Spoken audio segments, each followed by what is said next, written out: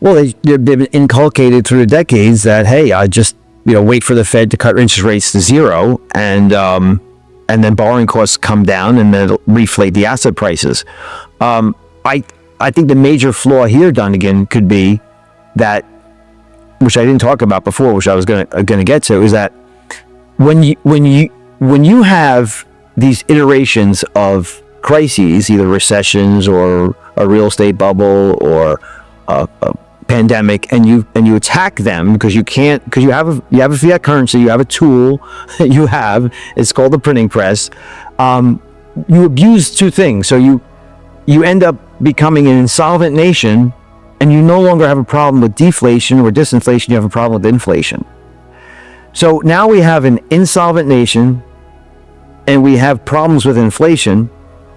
So when you cut interest rates and go back to ZIRP and QE and spend more money on top of your insolvent condition, what happens is that long-term interest rates might rise, or at the very least not fall very much, as opposed to just following the Fed back towards zero.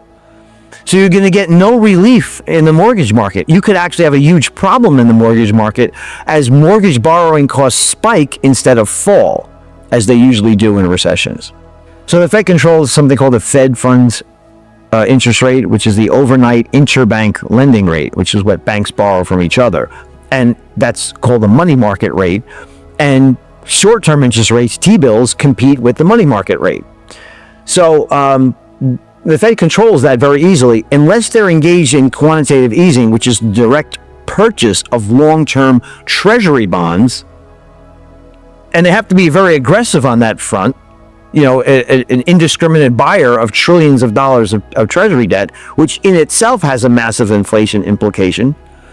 Then you cannot say that the Fed controls the whole yield curve dynamic. They control only the short end. And then you have to ask yourself, well, okay, Mr. Pento, what if the Fed assents to the notion of printing trillions of dollars to engage in QE to just bend down the long end of the yield curve? Well, my retort would be, are they going to buy mortgage-backed securities too? Are they also going to buy commercial paper? Are they going to buy corporate debt as well? Are they going to buy municipal bonds too? I mean, how much debt are they willing to really buy? Because you're going to have a huge problem in the economy. Is the Fed going to supplant the entire bond market, public and private sector? I mean, then you're talking about Zimbabwe. So I don't think they're going to do that. So I certainly wouldn't do it unless there was a massive issue in the economy. You're talking about a depression, where both the money market, short-term rates and long-term rates were completely frozen. Repo market frozen. All types of debt was frozen, and they were the only buyer. And we're not there yet. So, China's one thing. You're right about that. I mean, I'm talking about supplanting demand for our treasury bond market. What about Japan? Japan is the largest holder of our treasuries, and Japan for a very, very long time, their long-term rates were 0.25%, less than 0.25% on long duration Japanese JGBs going out 10 years, and now they're close to 1.5%. So they have a viable alternative. But then you have to also talk about the trade war, which spiked really the blow up in the bond market. Just think about this. There's two functions here. If global trade grinds to a halt, let's just say there's no longer a huge trade surplus for Japan and China to recycle into our bond market and currency. If that goes away, the bid for our treasuries attenuates significantly. And then you also think about what happened with Russia and these arbitrary, capricious sanctions that we impose on countries. Say, listen, your savings is no longer yours. We're going to confiscate that for you. That started the belief that, hey, if China is going to have a trillion, I think it's about $800 billion of their sovereign wealth parked into U.S. Treasury debt, and Japan owns $1 trillion, or whatever is a problem, the United States no longer thinks that they are our friend. I think you can ask Canada about that. What did Canada do to us? Suddenly, Canada, there's a lot of antipathy between the U.S. and Canada. Well, what happens if, for some reason, some administration says, you know what, your sovereign wealth is now ours. We're going to freeze your assets.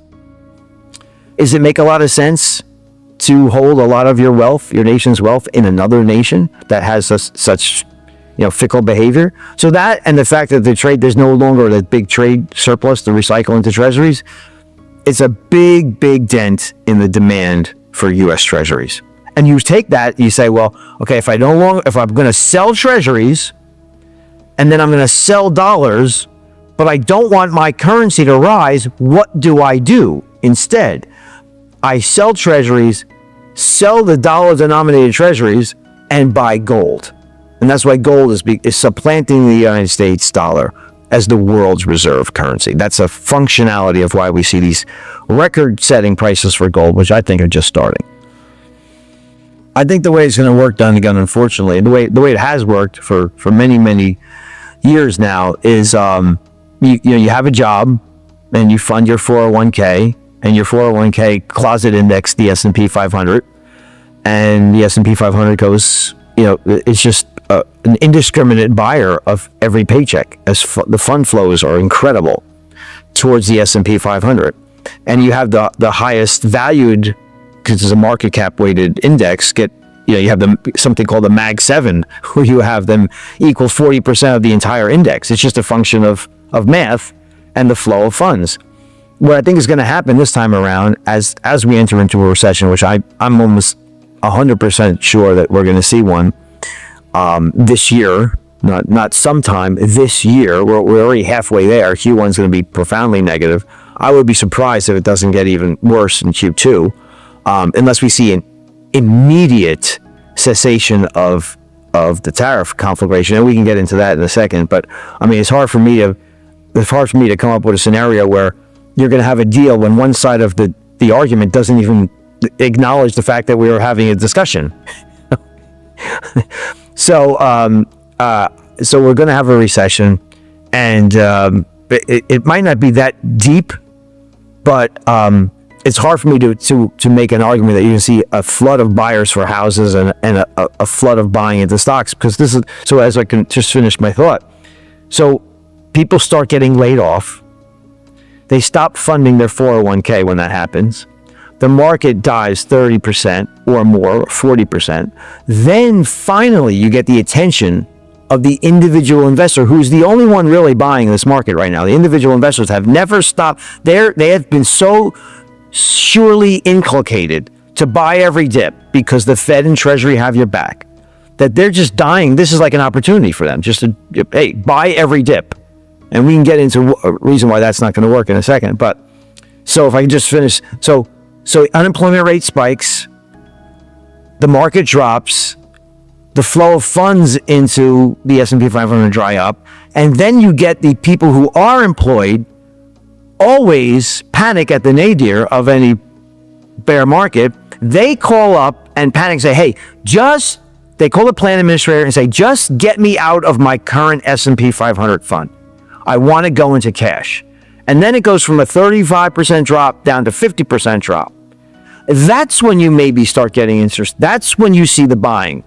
When you have forced liquidations of hedge funds and forced liquidations of funds in the shadow banking system, you could pick up some really good bargains. I think that's where we're headed, because I don't see any other way around it, unless you see a significant reduction in interest rates ahead of this, which is not going to happen.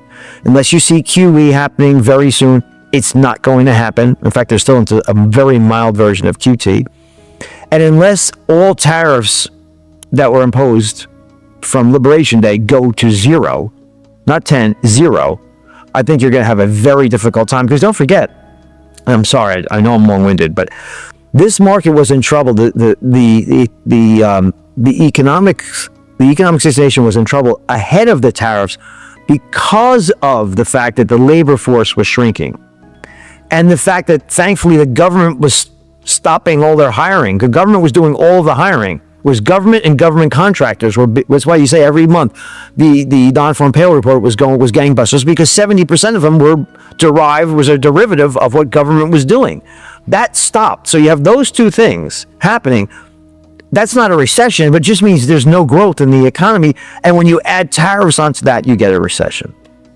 So in addition to these primary factors of the market already being unhealthy, the GDP already not growing other than what was being directly sponsored by the government, employment, etc., you mentioned that along the way, you're not going to expect a bounce back from the initial or second pullback due to some additional factors. What are those factors? Well, we have reached, in my opinion, and I've been doing this for 34 years now, so it's not an unlearned opinion. It's one that I've formed from doing this job for decades. I think that we have reached our government's ability to borrow trillions of dollars and have the Fed monetize that deficit and debt without engendering intractable inflation and spiking long-term bond yields. That is the short answer.